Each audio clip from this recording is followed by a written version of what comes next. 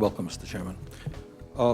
We have spent a lot of time in Congress talking about the $700 billion TARP bailout, which I voted against as it happens.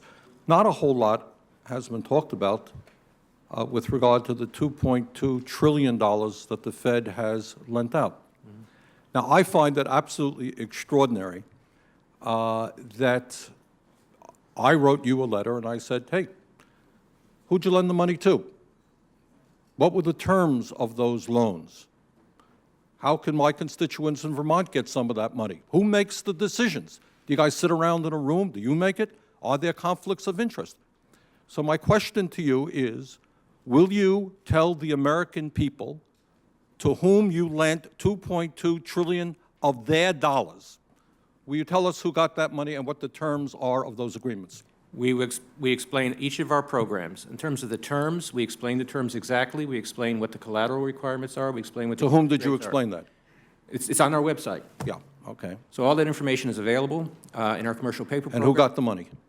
Hundreds and hundreds of banks. Any bank that has access to the U.S. Federal Reserve's discount. Will you tell us who they are? No, because the reason that is counterproductive and will destroy the value of the program is that banks will not come to the discount. Isn't that too bad? Sorry? In other words, isn't that too bad? They took the money, but they don't want to be public about the fact that they received it. We heard a whole lot about AIG. They're in the front pages. These are very now, I got banks and I have businesses in the state of Vermont who are in a lot of trouble. Not banks. Our banks, by the way, are doing pretty well.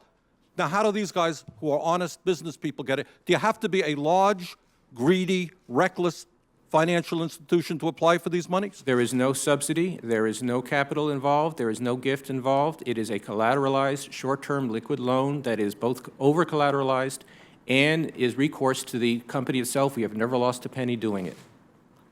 And how can other institutions get those loans as well?